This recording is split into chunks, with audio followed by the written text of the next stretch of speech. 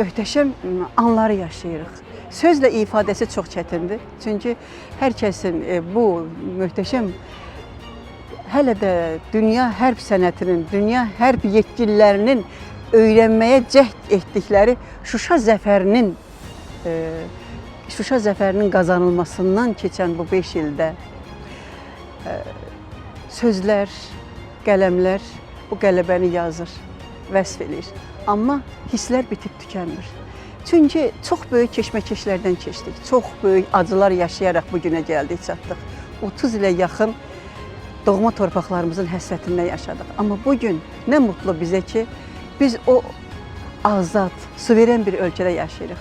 Torpaqlarımızın suverenliyi bərpa olub, torpaqlarımızın artıq Zəngəzura böyük qayıdış planının tərkib hissəsini yaşayırıq.